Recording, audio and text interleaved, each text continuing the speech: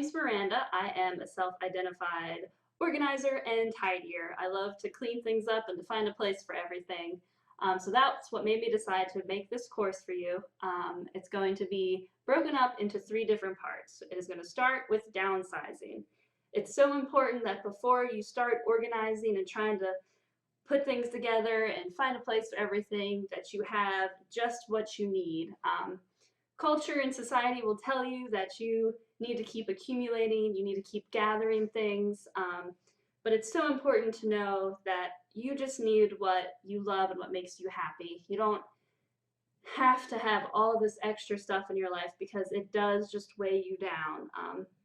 You may think that all this extra stuff is a symbol of how well you're doing, but it's so important to be able to cut down to just what you need because life is not about stuff, and it is so much easier to organize when you don't have 1,000 extra things. I was listening to a TED Talk recently, and it said on there that the average American home has 300,000 items in it. And I thought that was absolutely insane and couldn't possibly be true.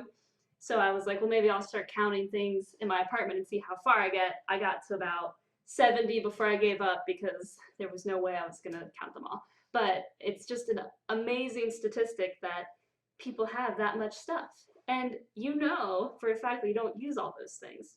So it's very important, like I said, the first step of this whole process is to downsize. I'm very much on board with living a minimalist lifestyle. Some people may not be completely on board with that, but definitely you will glean a lot of information from this. There are definitely things that you will be willing to part with, and you'll actually find that it's kind of an addictive feeling. That happened to me when I started downsizing.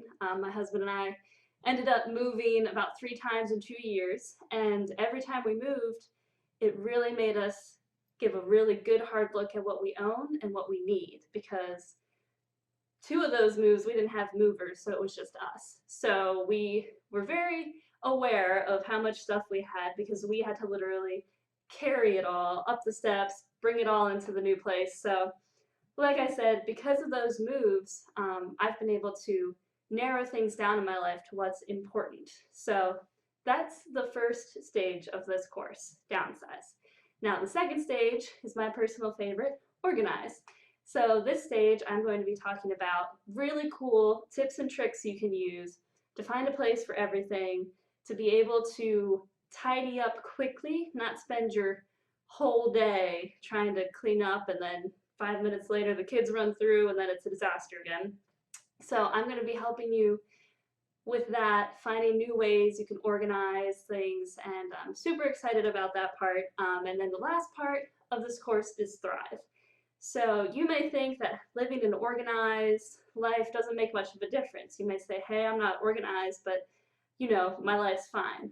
I think you'll find that after you downsize and organize, you will just see a huge difference in your life. I mean, productivity, if you're doing this for your workspace or if you're doing this for home, wherever you're doing this, you will see the effects of it in your life in such a positive way.